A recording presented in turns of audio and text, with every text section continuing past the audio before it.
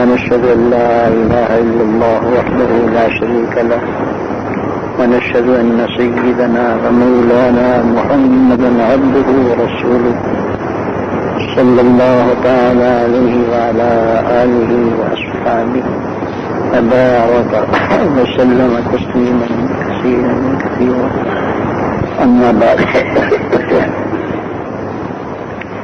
فقد أخرج ابن عبد الدنيا والدينوري في المجالسة والحاكم في الكنى عن عمر رضي الله تعالى عنه من خاف الله لم يشف غيظه ومن يتق الله لم يصنع ما يريد ولولا يوم القيامة لكان غير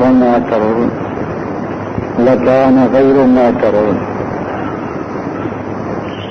وأخذ الخواتي وغيره من عمر رضي الله تعالى عنه قال من يمسك الناس من نفسه يعطي الوفى في أمره والتذلل في الطاعة أقرب إلى البر من التعذر بالمعصية.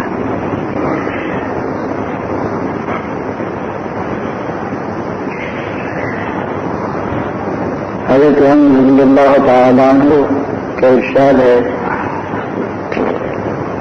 کہ جو شخص اللہ کا خوف رکھتا ہے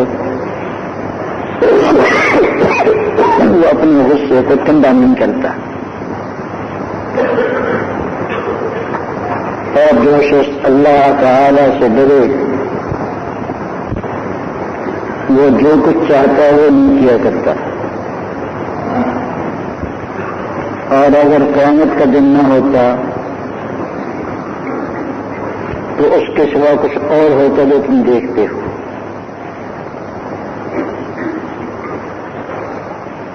خواتین وغیرہ نے حضرت عمر رضی اللہ تعالیٰ عنہ سے روایت کی ہے کہ آپ نے ارشاد فرمایا جو شخص لوگوں کو اپنی ذات سے انصاف دے اس کے معاملے میں کامیابی عطا کی جاتی ہے، اور طاعت میں ذلت اختیار کرنا نیکی کے زیادہ قریب ہے بنسبت گناہ کے ساتھ عزت حاصل کرنے سے۔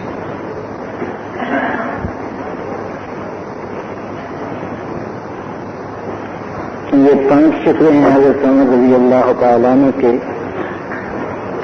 مواعظ کے۔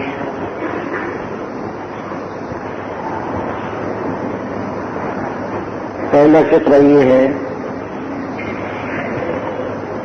کہ جس شخص کے دل میں اللہ تعالیٰ کا خوف ہو وہ اپنے غصے کو ٹھنڈا نہیں کیا کرتا۔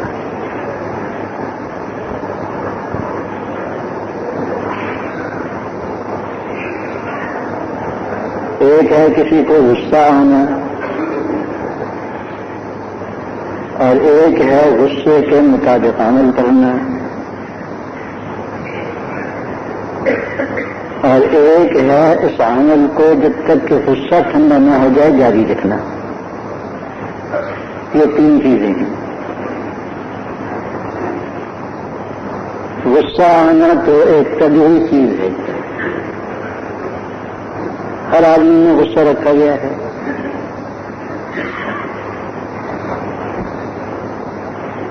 اور حکماء کہتے ہیں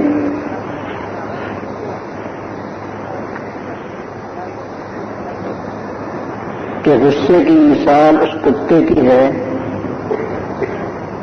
جو گھر پر یا فصل پر، کھیتی پر یا ریوڑ پر پہنے کے لیے رکھا گیا ہے۔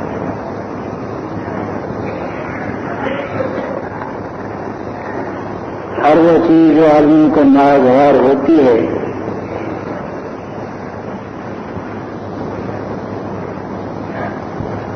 اس کے لیے وہ بھڑکتا ہے، اس سے بھڑکتا ہے، تو اس کی حیثیت مدافع کی ہے، پہلے بار کی ہے۔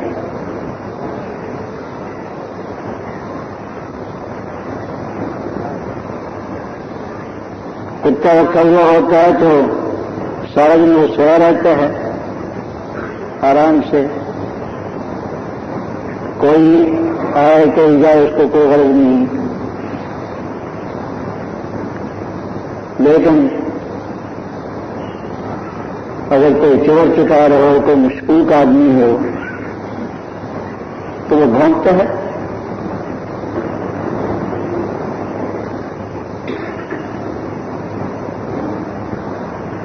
امام غزالی رحمہ اللہ تعالیٰ فرماتے ہیں کہ تیرا غصہ شکاری کتے جیسا ہونا چاہیے. شکاری کتے کو اگر مالک شکار پر چھوڑے بسم اللہ پڑھ کر کے تو وہ جاتا ہے اور اپنی جان بھی لڑا لیتا ہے بعض دفعہ.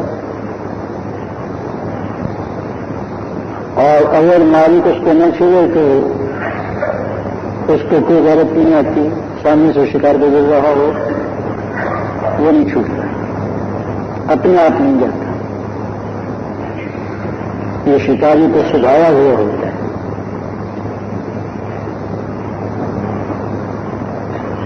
اور جس شخص کا غصہ سجایا ہوا نہیں ہے اس کی مثال باغلے کتے کی ہے، ہر ایک کو کاٹتا ہے. تو مہمان آ جائے اس کو بھی کاٹتا ہے، اس کا بس چلے تو گھر والوں کو بھی کاٹتا ہے.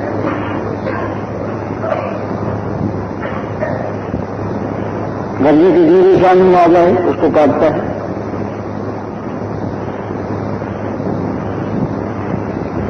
تو آدمی کے اندر غصہ اللہ نے رکھا ہے اور اس کسی خاص حکمت کی بنا پر رکھا ہے. لیکن یہ ضروری ہے کہ یہ غصہ سجایا ہوا ہو، مہذب ہو. باغی کتے کی طرح ہر ایک کو کاٹتا نہ چلے. ہر ایک پر غصہ آ رہا ہے، ہر ایک پر غصہ آ رہا ہے.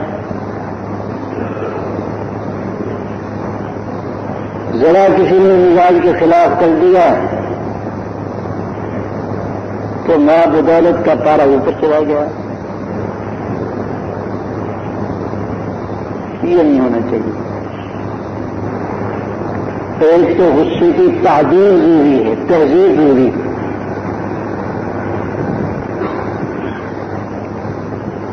اور مشائخ اسی کی تدابیر بتاتے ہیں کہ تمہارا غصہ مؤثر ہو جائے.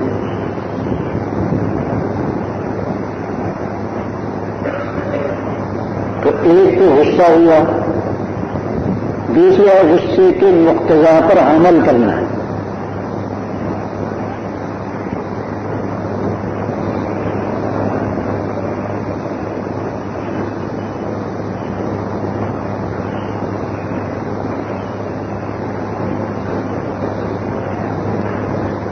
یہ شرعی مضمون ہے جبکہ بے محل ہے.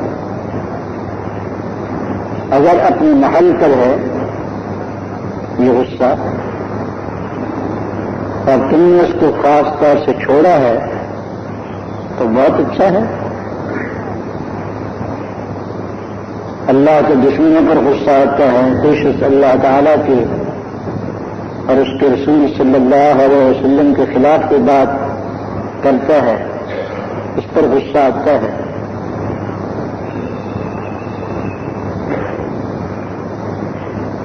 تو یہ غصہ آنا چاہیے اور اس کا موقع اور محل دیکھنا چاہیے کہ مجھے اس موقع پر غصہ کرنا چاہیے یا نہیں، غصے پر عمل کرنا چاہیے یا نہیں، اور کرنا چاہیے تو کتنا. بس یہ جو سوال ہیں.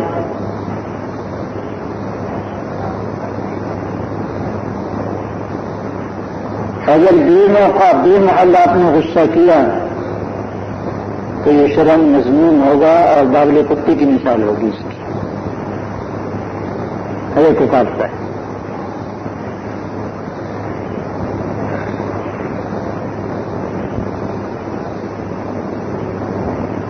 اور اگر آپ نے موقع محل پر غصہ کیا یعنی غصے کا اظہار کیا تو پھر یہ دیکھنا بھی ضروری ہے کہ حد شرعی کے اندر آپ رہے یا باہر نکل گئے.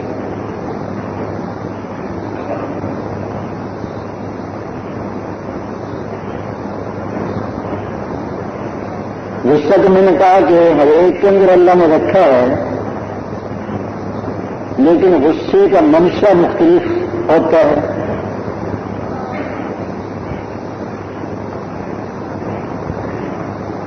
بعض لوگوں کو کمزوری کی وجہ سے غصہ آتا ہے، اعصاب میں تحمل نہیں ہوتا، اس لیے مریض بڈوں کو زیادہ غصہ آتا ہے. حالانکہ ٹھنڈے ہو جانا چاہیے بڈوں کو. بچے جوانی میں غصہ کر لیا اب ٹھنڈے ہو جاؤ، لیکن اب اس کا کیا کیجیے کہ قوا متحمل نہیں ہے. غصہ آتا ہے تو برداشت نہیں ہوتا.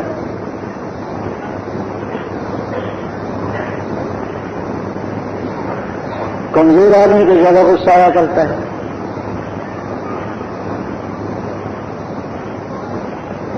اور جتنا آدمی زیادہ صحت مند ہو، قوی دل و دماغ کا ہو، اتنی متحمل مزاج ہوتا ہے.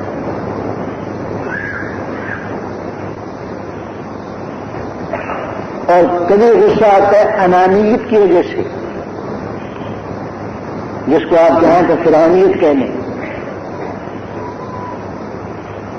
کہ میرے خلاف کہتا ہے ایسا.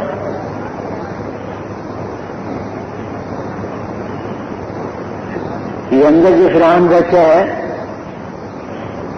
یہ سب سے انا ربکم الاعلی کہلوانا چاہتا ہے.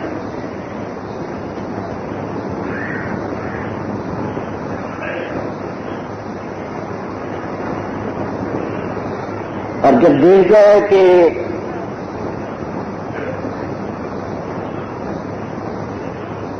یہ غام نہیں ہوتا، میری انانیت اور فرعونیت کو نہیں مانتا، انا ربکم الاعلی کے نعرے کے سامنے سر نہیں جھکاتا، تو اس پر غصہ آتا ہے کہ میرے خلاف کہتا ہے.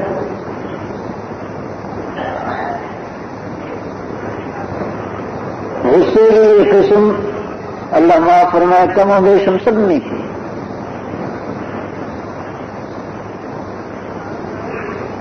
وجہ ہے، درست ہے. اگر شما بغالت کو کسی نے کچھ بات کہہ دی ہے کہ مزاج عالی کے خلاف ہے تو غصہ برحق ہے، لیکن میرا بھائی ایسی بھی کیا بات ہے؟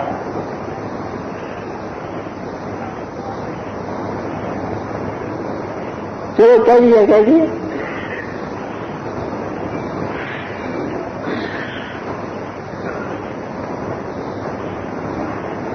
شادی کہتے ہیں کہ ہارون رشید کا لڑکا ابا کے سامنے شکایت لایا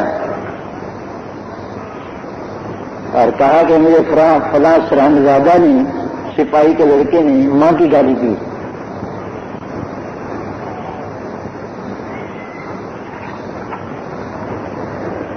ہارون رحمۃ اللہ علیہ نے ارکان دولت سے پوچھا کہ کیا سزا ہونی چاہیے. کسی نے کہا کہ اس کو قتل کر دینا چاہیے.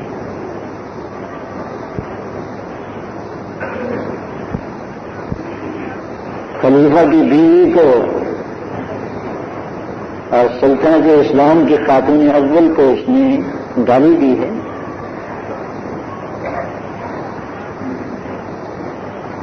کسی نے کہا زبان کاٹ دینی چاہیے. کسی نے کہا اس کا مال جائیداد ضبط کر لینا چاہیے. کسی نے کہا اس کو جلا وطن کر دینا چاہیے. یہ کم سے کم جیل کی سزا. ہارون رشید نے بیٹے سے کہا کہ بیٹا تم معاف کر دو تو بہت بہتر ہے.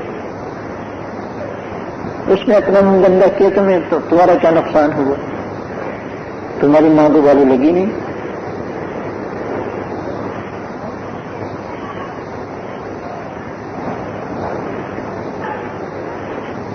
کسی کی ماں ایسی نہیں ہے جیسا اس نے کہا کہ اس کا منہ گندا ہوا، اس کی ماں کو کیا بگڑا؟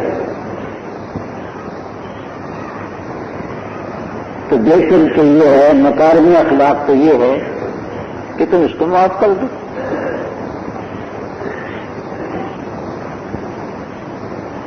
اور اگر تم سے برداشت نہیں ہوتا تو جزاء سیئۃ بمثلھا، برائی کا بدلہ اتنی برائی، تم بھی اس کی ماں کو گالی دے لو. لیکن شرط یہ ہے کہ جتنی اس نے دی تھی اتنی دو، اس سے زیادہ نہیں، کیونکہ اگر تم اس سے زیادہ دو گے تو تم ظالم بن جاؤ گے اور تمہارا مخالف مظلوم بن جائے گا.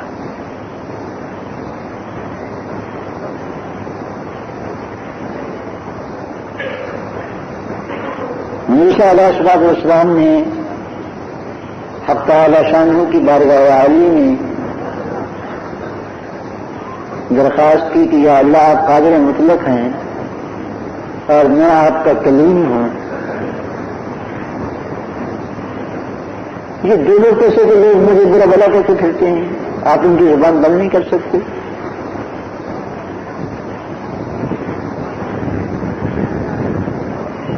ارشاد ہوا کہ موسیٰ اپنی مخلوق کی زبان تو ہم نے اپنے سے بند نہیں کی، تو اس سے کیوں بند کریں گے؟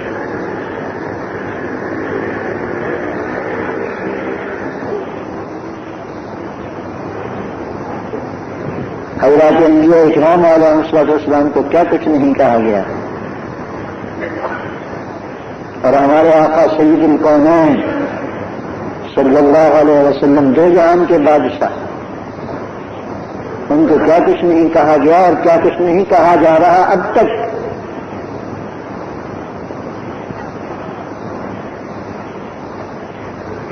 اور ان سے سب سے بڑھ کر حق تعالی شانہ جل مجدہ کی شان عالی میں لوگ کیا کیا نہیں بتاتے.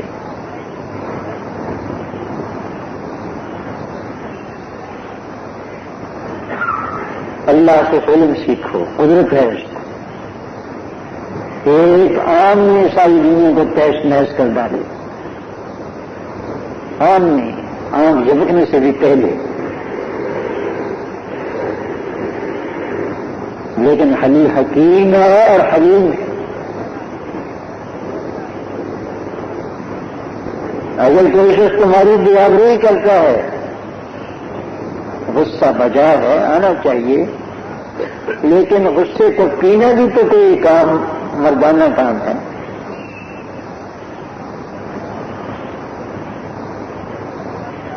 غصے کا جاری کرنا اور غصے کو اتارنا، غصے کے مطابق عمل کرنا، یہ ہمت مردانہ نہیں،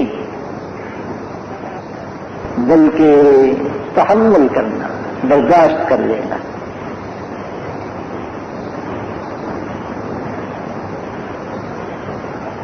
ایک بزرگ کو برا بلا کہہ رہا تھا، فرمانے لگے بھائی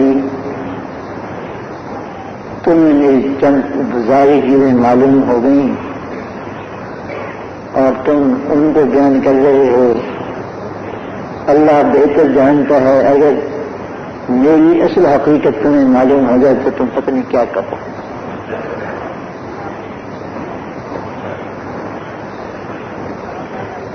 مجھے اپنی ان عیوب پر نظر ہے جن پر تجھے نظر نہیں، اس لیے اگر کسی کا پورا وجود گندگی میں ملوث ہو اور کوئی شخص اس سے کہا کہ حضور یہ ذرا سی نجاست آپ کے کپڑے کے کنارے پر لگی ہوئی ہے، وہ غصہ کرے گا؟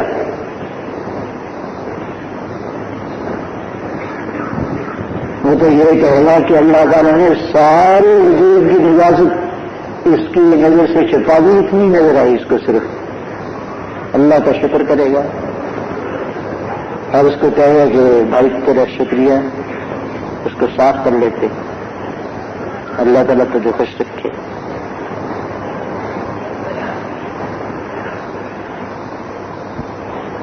ایک میری جا رہا ہے تو ایک آدمی پیچھے ان کو برا بلا کہتے ہوئے چلا کے چلنے لگا. چلتے چلتے ٹھہر گئے. سمجھنے لگے میرے بھائی میرے گھر کا دروازہ آ گیا ہے, اب تو میں اندر چلا جاؤں گا گھر کے, تمہیں کچھ اور کہنا ہے تو کہہ لو, میں ٹھہرتا ہوں, میں کھڑا ہوتا ہوں, کچھ تمہیں اور کہنا ہے تو کہہ لو.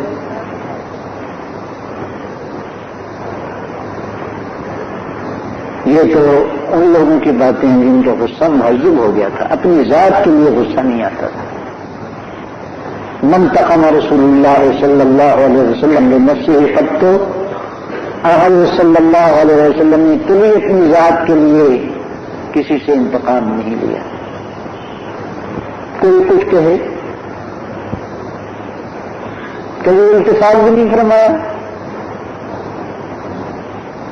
یہ جتنے صحابہ کرام رضوان اللہ علیہ مجمعین آپ کو ارد گرد نظر آتے ہیں, حضور صلی اللہ علیہ وسلم کے معدود چند حضرات کے سوا باقی وہی تھے سارے کے سارے جو حضور صلی اللہ علیہ وسلم کو برا بلا کہتے تھے.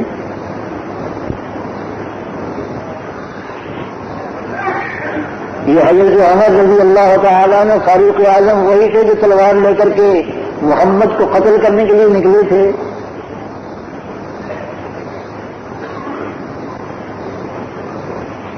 اخلاق کی تلوار نے فتح کر لیا سب. تو حضرت صلی اللہ علیہ وسلم کے عاشق زار بن گئے. اور اگر تم چاہو تو یوں کہہ دو کہ جب تک اللہ کا منظور تھا رسول اللہ صلی اللہ علیہ وسلم کے درمیان اور ان کے درمیان اللہ نے پردہ لٹکا دیا تھا. ان کو حضرت صلی اللہ علیہ وسلم کی حقیقت پر نظر نہیں تھی. اور جب توفیق الہی نے ان کی آوری فرمائی اور سعادت نے ان کی رہبری کی تو اللہ تعالیٰ نے وہ پردہ ہٹا دیا.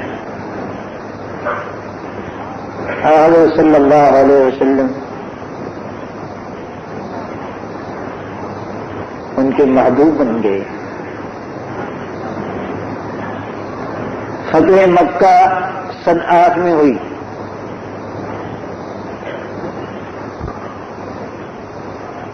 تب سے رسول اللہ صلی اللہ علیہ وسلم نے نبوت کا دعویٰ کیا تھا. اس وقت سے لے کر آج تک پورے 20 سال گزرے تھے. ابو سفیان اور ابو سفیان کی بیوی یہ نمبر اول دشمن تھے رسول اللہ صلی اللہ علیہ وسلم. مکے کا چودھری ابو سفیان حضرت معاویہ رضی اللہ تعالیٰ عنہ کے والد ماجد. مکہ فتح ہوا تو حضرت عباس رضی اللہ تعالیٰ عنہ ابو سفیان کو لے کر راستے میں آ گئے اور ابو سفیان سے کہا کہ اب طاقت نہیں ہے, بیعت کر لو.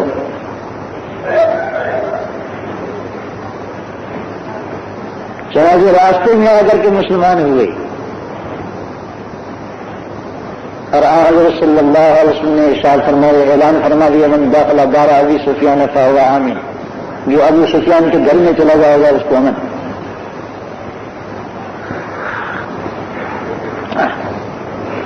جس کا گھر سب سے بڑا دار الحرب تھا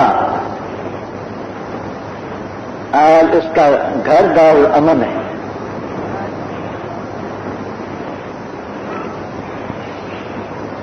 اور ابو سفیان کی بیوی وہ ابو سفیان سے بھی 2 ہاتھ آگے تھی. جب ابو سفیان مسلمان ہو کر کے مکہ مکرمہ گئے تو اس نے گاڑی پکڑ لی اپنے شوہر کی, بزدل نامرد محمد کی بیعت کر کے آ گیا, شرم نہیں آتی تجھے؟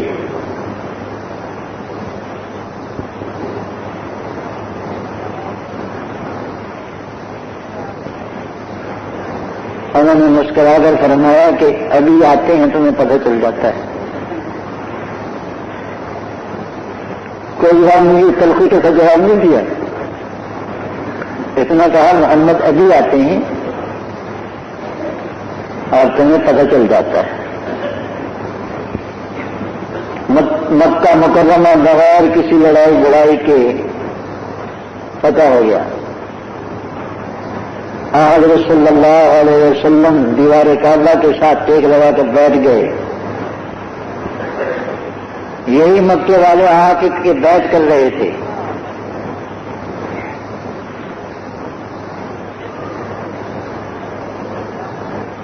مرد بیعت کر چکے تو عورتیں ہی بیعت کرنے کے لیے. ان عورتوں میں ابو سفیان کی بیوی ہندا بھی تھی، منہ پر نقاب پہنی ہوئی تھی. لمبا قصہ ہے، مختصر کرتا ہوں. بیعت کر چکی، کہنے لگی کہ یا رسول اللہ، آج کے دن سے پہلے دنیا کی زمین کی سطح کا کوئی انسان مجھے آپ سے زیادہ ناپسند نہیں تھا، اور اللہ کی قسم آج آپ سے زیادہ کوئی معبود نہیں.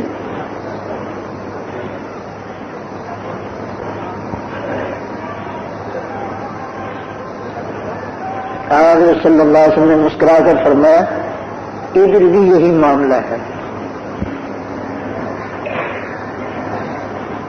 ادھر بھی یہی معاملہ ہے.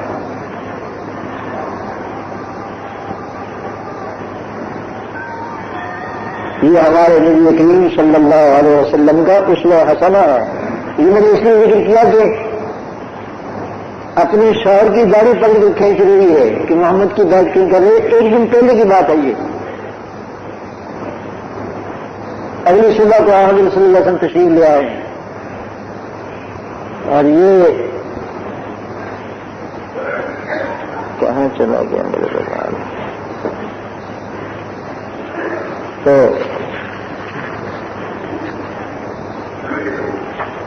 اب ان صاحبہ کو حضرت صلی اللہ علیہ وسلم سے کتنی نفرت ہوگی، کتنا بغض ہوگا، اور حضرت صلی اللہ علیہ وسلم کو کیا کیا کہتی ہوں گی، لیکن التفات ہی نہیں فرمائی. اور جب اللہ تعالیٰ نے وہ پردہ اس طرح سرکا دیا تو حقیقت محمدیہ کی ذرا سی جھلک نظر آ گئی کہ محمد یہ ہے صلی اللہ علیہ وسلم. وہ سارے کا سارا بغض محبت میں تبدیل ہو گیا، نفرت الفت سے بدل گئی. تو غلبے کے اگر ہمیں کوئی برا بلا کہتا ہے تو ہماری انانیت کو تحریک نہیں ہونی چاہیے. ذرا تھوڑا ٹھنڈا کر کے کھاؤ کہ معاف کر دینے میں وہ لذت ہے جو انتقام لینے میں نہیں ہے. آج اس دنیا اس نقطے سے غافل ہے.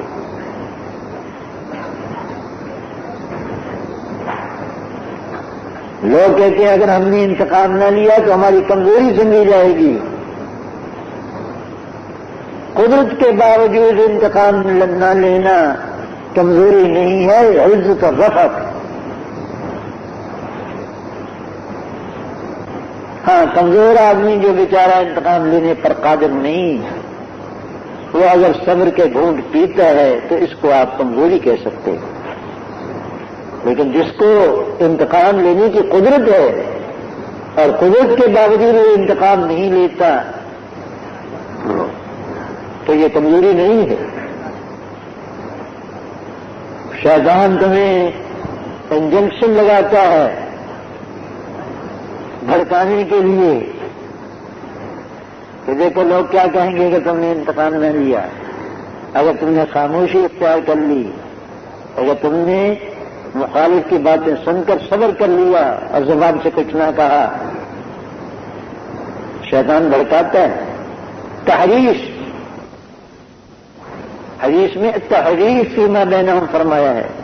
شیطان مایوس ہو چکا ہے کہ جزیرہ عرب میں دوبارہ اس کی عبادت کی جائے، یعنی غیر اللہ کی عبادت کی جائے. ولیکن فی التحریش بینہم، شیطان مایوس ہو چکا ہے کہ جزیرہ عرب میں دوبارہ اس کی عبادت کی جائے، یعنی غیر اللہ کی عبادت کی جائے.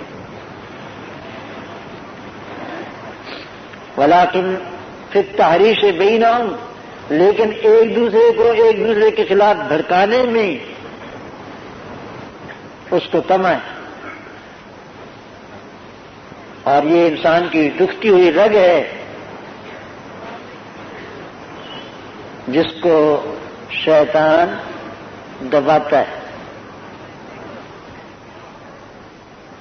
اور منشا اس کا وہی انانیت.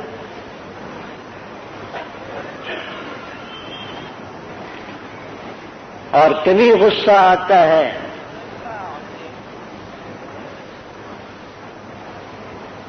اللہ تعالی اور اس کے رسول صلی اللہ علیہ وسلم کی خلاف بات سن کر. یہ غصہ برحق ہے.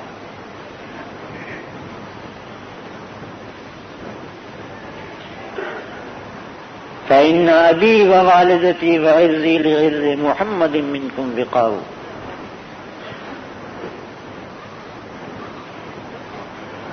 حضرت حسان رضی اللہ تعالی عنہ حضرت صلی اللہ علیہ وسلم کے چچا زاد بھائی تھے ابو سفیان. ایک تو ابو سفیان یہ تھے نا جن کا میں نے تذکرہ کیا ابھی، یہ ابو سفیان ابن حرب ہیں، اور یہ عبشمی ہیں، یعنی عبد شمس کی اولاد ہیں. اور ایک حضرت صلی اللہ علیہ وسلم کے چچیرے بھائی ابو سفیان ہیں، ابو سفیان ابن حارث ابن عبد المطلب.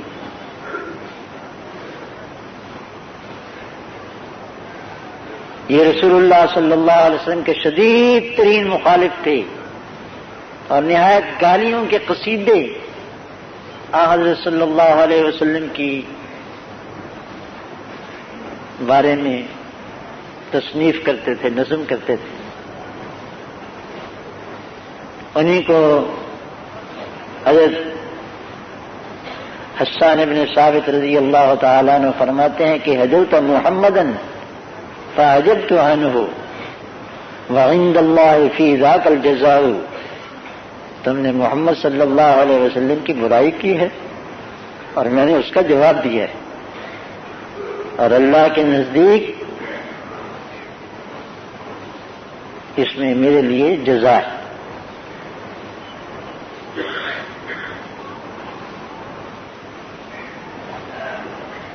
اتشتمہ ولست لہ بکفء. تو حضرت صلی اللہ علیہ وسلم کو گالیاں دیتا ہے، منہ تو دیکھ اپنا، تو ان کے برابر کا بھی ہے.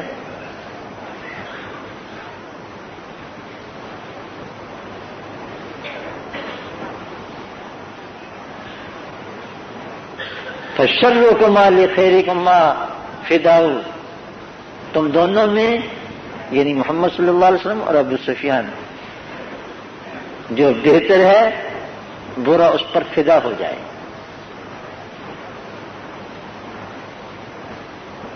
اور اب آگے کہا کہ آئندہ تو میری طرف، تیرے نیزوں کا رخ میری طرف ہوگا، محمد صلی اللہ علیہ وسلم کی طرف نہیں ہوگا. فإن أبي ووالدتي وعرضي لعرض محمد منكم بقاء. میرا باپ، میری ماں اور میری آبرو محمد صلی اللہ علیہ وسلم کی آبرو کے لیے ڈھال ہیں. اب تمہیں جتنی گالیاں نکالنی ہوں گی مجھے نکالو گے، محمد صلی اللہ علیہ وسلم کو نہیں. بات میں سے بات یاد آ جاتی ہے، یہی ابو سفیان ابن حرب رضی اللہ تعالیٰ عنہ ہیں جن کے جواب میں حضرت حسان نے یہ قصیدہ لکھا اور اس کے یہ دو شعر صحیح بخاری میں آئے ہیں، چند شعر صحیح بخاری میں آئے ہیں۔ یہی ابو سفیان تھے فتح مکہ کے بعد جب حضرت صلی اللہ علیہ وسلم حوازن کی جنگ کے لیے تشریف لے گئے، وَيَوْمَ حُنَيْنٍ إِذْ أَعْجَبَتْكُمْ كَثْرَتُكُمْ فَلَمْ تَغْنُ عَنْكُمْ شَيْئًا، جس کو قرآن نے ذکر کیا ہے، اس موقع پر صرف یہ ایک ابو سفیان تھے جو حضرت صلی اللہ علیہ وسلم کی کھچر کی لگام پکڑے ہوئے تھے۔ سب کے پاؤں اکھڑ گئے تھے۔ ایک حضور صلی اللہ علیہ وسلم کے چچا حضرت عباس اور دوسرے یہ چچا زاد بھائی ابو سفیان ابن حارث ابن عبد المطلب، یہ دو حضرت صلی اللہ علیہ وسلم کے ساتھ تھے۔ اور حضرت صلی اللہ علیہ وسلم اس وقت خچر پر پڑ رہے تھے، انا النبی لا کذب انا ابن عبد المطلب، میں نبی نہیں ہوں، نبی ہوں جھوٹ نہیں ہے، میں عبد المطلب کا بیٹا ہوں، بھاگنے والا نہیں ہوں۔ بجائے اس کے کہ ایسے موقع پر آدمی سوار ہو کے بھاگتا ہے، حضرت رسول صلی اللہ علیہ وسلم خچر سے نیچے اتر آئے اور حضرت عباس سے کہا، عباس ذرا آواز دو، وہ درخت کے نیچے بیٹھ کر کے جنہوں نے بیعت کی تھی وہ کہاں چلے گئے؟ جس کو قرآن نے ذکر کیا ہے، لقد رضی اللہ عن المؤمنین اذ یبایعونک تحت الشجرہ این اصحاب الشجرہ۔ اور حضرت عباس رضی اللہ تعالی عنہ کی آواز بہت بلند تھی، پہاڑی کی چوٹی پر کھڑے ہو کر آواز لگاتے 3 میل تک جاتی تھی۔ وہیں ایک چھوٹے سے ٹیلے پر کھڑے ہو کر حضرت عباس نے کہا، یا الانصار، انصار کہاں چلے گئے؟ این اصحاب الشجرہ، وہ درخت کے نیچے بیعت کرنے والے کہاں چلے گئے؟ صحابہ فرماتے ہیں رضی اللہ تعالی عنہ کہ عباس کی آواز کانوں میں پہنچنا تھا، صحابہ کرام اس طرح دوڑے رسول اللہ صلی اللہ علیہ وسلم کی طرف جیسا کہ بچے اپنی ماں کی طرف دوڑتے ہیں۔ اور اس کے بعد اللہ نے فتح عطا فرمائی۔ تو میں نے کہا کہ یہی ابو سفیان تھے جن کے جواب میں حضرت حسان قصیدے کہہ رہے ہیں، اور جنگ تبوک میں، جنگ حوازن میں، حنین میں یہی ابو سفیان حضرت صلی اللہ علیہ وسلم کے کھچر کی لگام پکڑے ہوئے تھے۔ لا الہ الا اللہ۔ تو خیر، اللہ تعالی اور اس کے رسول صلی اللہ علیہ وسلم کے خلاف اگر کوئی کرتا ہے اس کو جواب دینا چاہیے، اور یہ اپنی ذات کے لیے نہیں بلکہ اللہ اور اللہ کے رسول کے لیے۔ دین اسلام کی کسی بات پر کوئی اعتراض کرتا ہے، یہ مسلمان کو برداشت نہیں کرنا چاہیے، لیکن بھائی اس وقت بھی حکمت سے کام لینا چاہیے۔ تو یہ دوسرا مرحلہ تھا غصے کا اظہار کرنا، اور تیسرا مسئلہ ہے غصے کا ٹھنڈا کرنا۔ غصے کا ٹھنڈا کرنا جانتے ہو؟ نہیں، کبھی ہمارے مدرسے میں آ جاؤ جہاں بچے پڑھتے ہیں مکتب کے، یہ قاری صاحب جو غصہ ٹھنڈا کرتے ہیں اس کو دیکھو۔ کسی چھوٹے بچے نے کوئی قصور کر دیا معمولی، چلو ایک تمانچہ لگا دیا،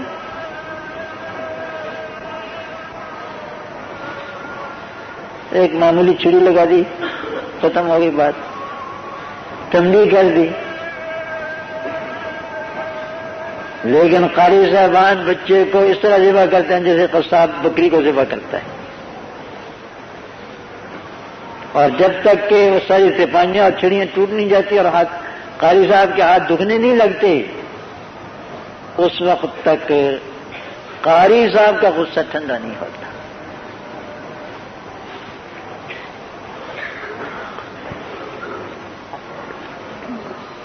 احکام الصغار ایک کتاب ہے فقہ حنفی کی، جس میں لکھے چھوٹے بچوں کے احکام۔ اللہ کے بندے نے وضو سے لے کر کے وصایا تک سارے کے سارے چھوٹے بچوں کے احکام پر کتاب جمع کر دی۔ اسی میں لکھا ہے کہ بچہ 7 سال کا ہو جائے تو اس کو نماز کے لیے کہو، اور 10 سال کا ہو جائے تو حکم ہے کہ مارو، مار کر پڑھاؤ، لیکن 3 ضربوں سے زیادہ مارنے کی اجازت نہیں، اور لکڑی سے مارنے کی اجازت نہیں۔ اور اسی میں یہ مسئلہ لکھا ہے کہ جو شخص بچے کو بے دردی سے پیٹتا ہے قیامت کے دن اس کا قصاص لیا جائے گا۔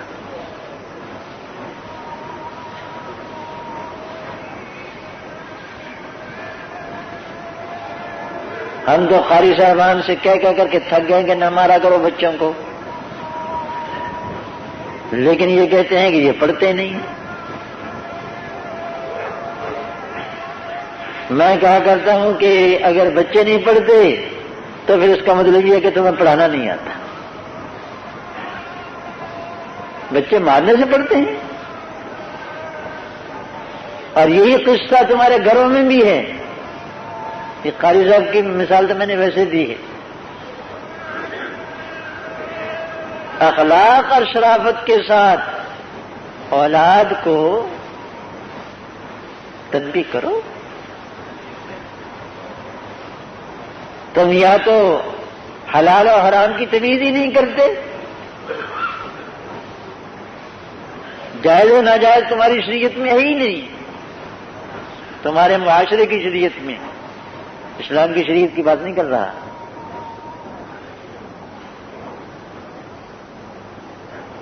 تمام قسم کی گندگیاں تم نے گھروں میں ڈالی ہوئی ہیں، اور تم چاہتے ہو کہ بچے آپ بااخلاق ہوں، خالد ابن ولید بنے۔ یہ بچے ٹی وی دیکھنے والے، ڈش اینٹینا دیکھنے والے اور ریکارڈیں دیکھنے والے، سننے والے، ان سے توقع رکھتے ہو کہ یہ خالد ابن ولید کے نقش قدم پر چلیں گے، جو بالغ ہونے سے پہلے بالغ ہو جاتے ہیں۔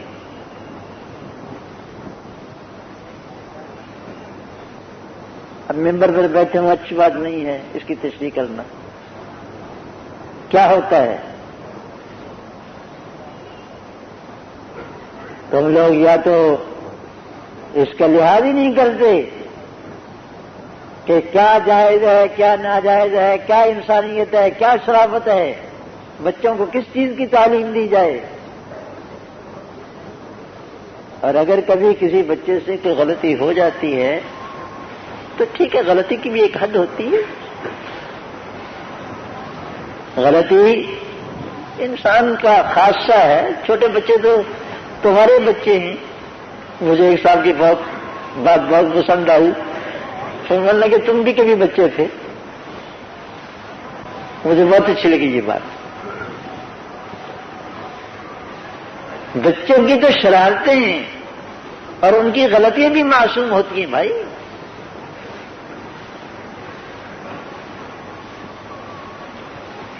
ہاں،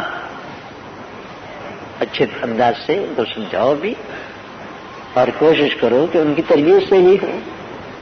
میرے پاس 2-3 آدمیوں کے کیس آیا ہے ایسا، اور اولاد جوان ہو گئی تو یہ بڑے میاں اب غصہ کر رہے ہیں۔ نتیجہ یہ نکلا کہ بیوی بھی مخالف، بچے بھی مخالف، بڑے میاں کو نکال دیے گھر سے۔ چلو جاؤ چھٹی کرو.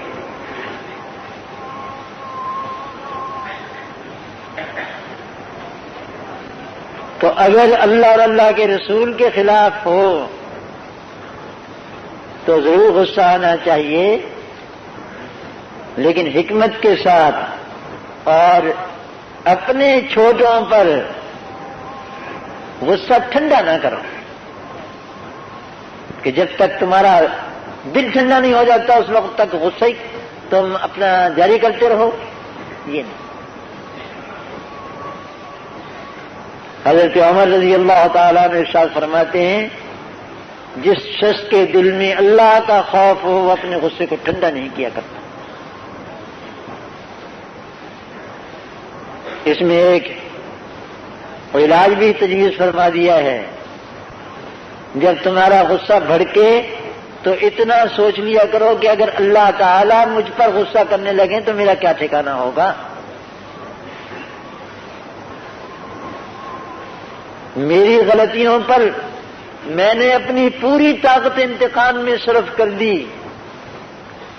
اگر اللہ تعالیٰ میری غلطیوں پر جو اس سے ہزاروں درجہ ہزاروں گنا بڑی ہیں، اگر اللہ تعالیٰ اپنی طاقت استعمال کرنے لگیں تو پھر کیا ہوگا؟ ڈرو اللہ سے.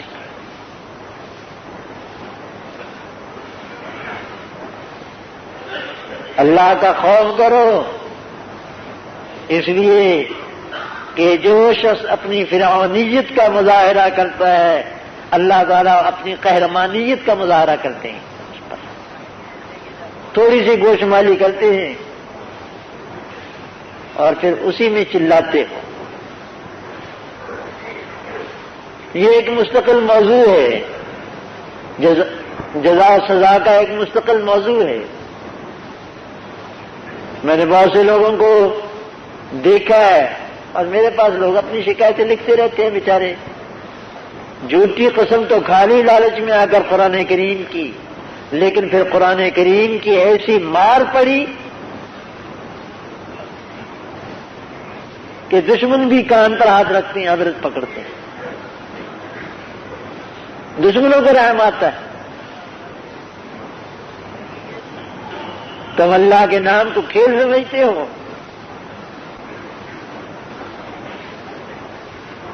اللہ کے علم پر نہ جاؤ، اللہ کے علم پر نہ جاؤ. بزرگوں کا ارشاد ہے کہ حلیم کے غصے سے ڈرو.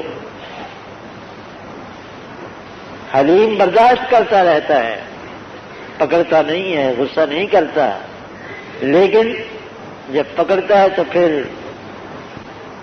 چھٹکارا مشکل ہو جاتا ہے. اور دوسری بات یہ فرمائی کہ جو شخص اللہ سے ڈرے وہ اپنے من چاہے اعمال نہیں کرتا. میری مرضی میں نے کر لی. جب کسی کا میاں تم نے یہ کیوں کیا، کہ میری مرضی،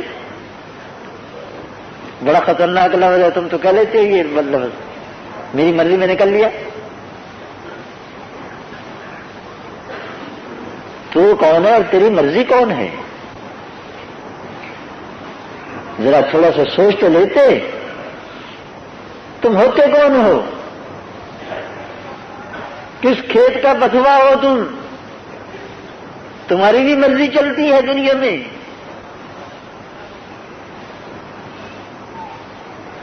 میاں اگر تمہارے سامنے اللہ کی ذات ہوتی تو تمہارے منہ سے میری مرضی کا لفظ نہ نکلتا.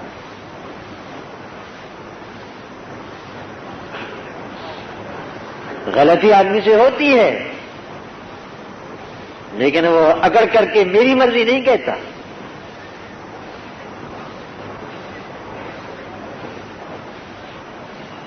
اور تیسری بات یہ ارشاد فرمائی کہ قیامت کا ڈر ہے، ورنہ تم دیکھتے کہ تم جو زندگی دیکھ رہے ہو کچھ اور دیکھتے.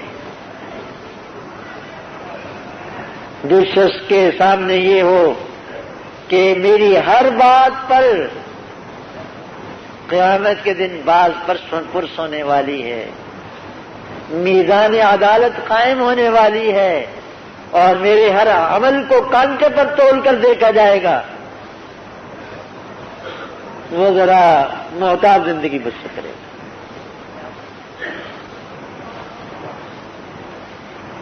اور چوتھا فقرہ یہ ہے کہ جو شخص لوگوں کو اپنی ذات سے انصاف دے،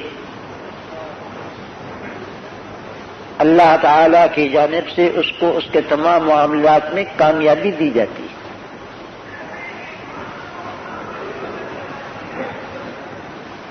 انصاف ڈھونڈتے ہو، مانگتے ہو لوگوں سے، لیکن خود بھی تو دو۔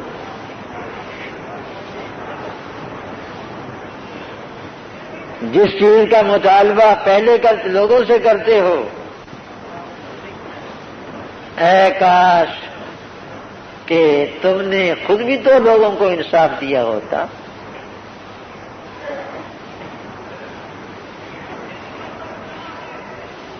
تلک الایام نداولها بین الناس، یہ دن ہے ہم ان کو عدلتے بدلتے رہتے ہیں لوگوں میں۔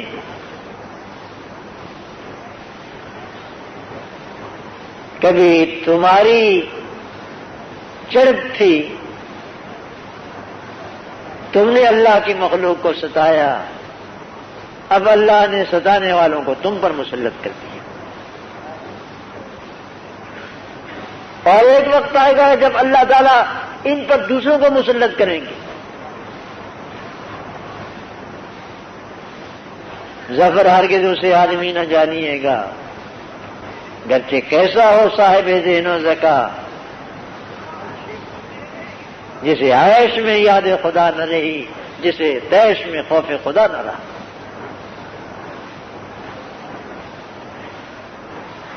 اگر اللہ تعالی تمہیں قوت عطا فرمائیں، اقتدار عطا فرمائیں، تو آپے سے باہر نہ ہو جاؤ، لوگوں کو اپنی ذات سے انصاف دو۔ حضرت صلی اللہ علیہ وسلم منبر پر تشریف فرما تھے۔ اللہ اکبر، ارشاد فرمایا، بھائی یہاں ایک دوسرے کو بدلہ لوا دلا دو، اور میں نے کسی کو ستایا ہو، مارا ہو، تو مجھ سے بدلہ لے لے یا مجھے معاف کر دے۔ ایک صحابی کھڑے ہو گئے، یا رسول اللہ، آپ نے میری کمر پر چھڑی ماری تھی، فرمایا آؤ بدلہ دو۔ کہنے لگے حضور بدلہ کیسے لے لوں، میری کمر ننگی تھی اور آپ کا کرتا پہنا ہوا ہے۔ کرتا مبارک اٹھا دیا، فرمایا آؤ بدلہ لے لو۔ وہ صحابی حضرت صلی اللہ علیہ وسلم کی کمر سے چمٹ گئے اور چومنے لگے، فرمایا بس اتنا ہی چاہتا تھا، یہی بدلہ چاہتا تھا۔ کسی سے تم نے زیادتی کی ہے، اس کو انصاف دو، اس کو بدلہ دو، اس سے پہلے کہ قیامت کے دن اس کا ہاتھ ہو اور تمہارا گریبان ہو۔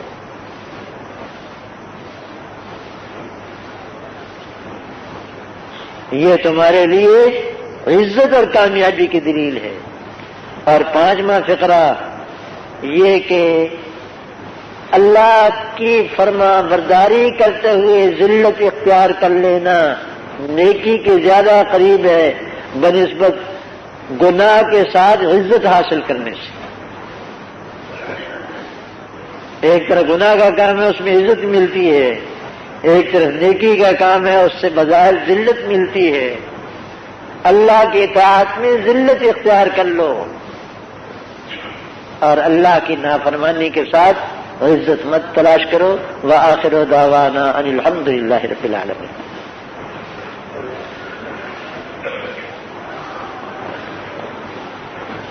ٹھیک کر دو اس کو۔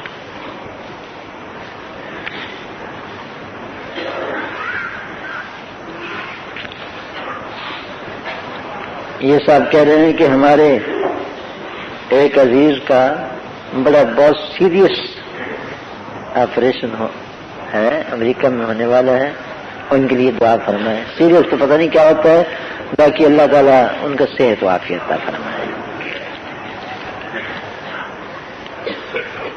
یہ کہہ رہے ہیں کہ دعا فرمائیں اللہ تعالیٰ ہمارے والدین کو جنت الفردوس عطا فرمائے۔ بھائی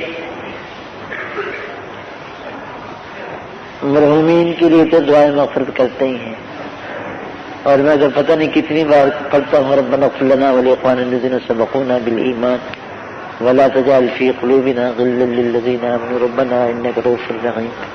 انشاءاللہ کوئی دعا اس کے بغیر خالی نہیں ہوگی۔ اور یہ ہمارے حضرت ڈاکٹر صاحب نے اللہ مرقد فرمایا کرتے تھے، بھائی مجھے دعا کرنے کا ڈھنگ آ گیا ہے، اور میں کہہ سکتا ہوں کہ میں تم میں سے ہر ایک کے لیے دعا کرتا ہوں۔ الحمدللہ تم میں سے کوئی آدمی بھی ایسا نہیں ہوگا، کوئی بھی نہ حاضرین نہ غائبین، جن کے لیے میں ایصال ثواب نہیں کرتا، جن کے لیے دعا نہیں کرتا۔ الحمدللہ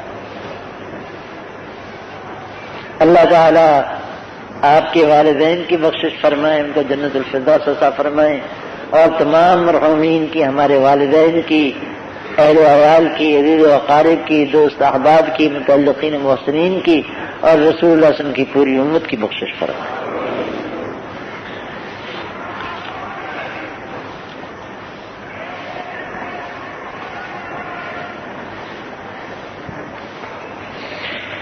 یہ بلاغ نمبر 15 اور 13 کے حضرات کہتے ہیں کہ پولیس کے اہلکار ہمارے بچوں کو، بے گناہ بچوں کو اٹھا کر کے لے گئے ہیں،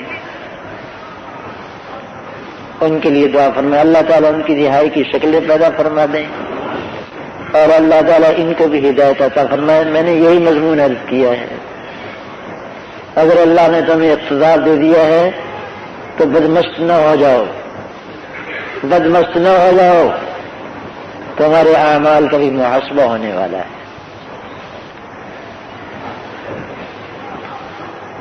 یہ لکھتے ہیں کہ میری والدہ کی طبیعت بہت ناساز ہے، ان کے لیے دعا فرمائیں اللہ تعالیٰ ان کو صحت و عافیت عطا فرمائے۔ عبدالسلام، محمد کامران، سید عاصم علی، ان کے لیے دعا مغفرت میں اللہ تعالیٰ ہم سب کی بخشش فرمائے، اور ہماری سب کی بھی۔ انسان نے لکھا ہے کہ مجھے اللہ تعالیٰ نیک اور صالح بیوی عطا فرمائے۔ حضرت مولانا محمد یوسف صاحب لدھیانوی بیان فرما رہے تھے، تیار کردہ پاک ریکارڈنگ، پہلی منزل کریم سینٹر صدر کراچی، فون نمبر 56788123۔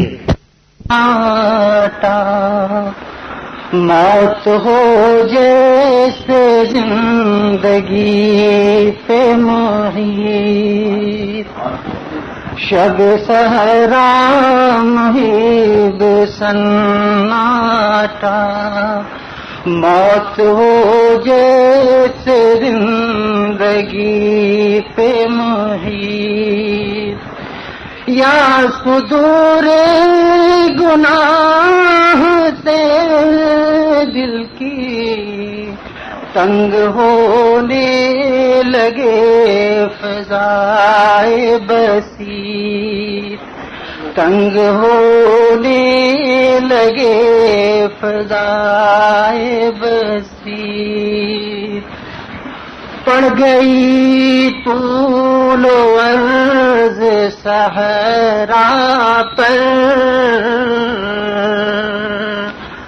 پڑ گئی طول و عرض صحرا پر، ظلمت شب کی یہ سیاہ ردا، پتے پتے پہ مہر خاموشی،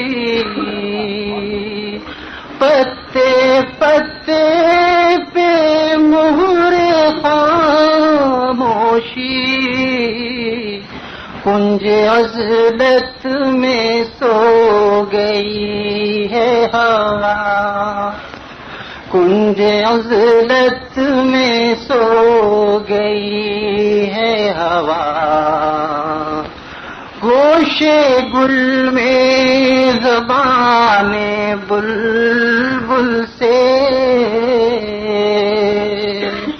گوشے گل میں زبان بلبل سے نہیں آتی نوائے سرگوشی، نہیں آتی نوائے سرگوشی۔ عورت کو دیکھ کر وہ قول ہے سچے جو سنائے ہیں نبی نے، آثار قیامت یہ بتائے ہیں نبی نے، اریان بے حیائی سے بناؤ سنگار سے، اریان بے حیائی سے بناؤ سنگار سے۔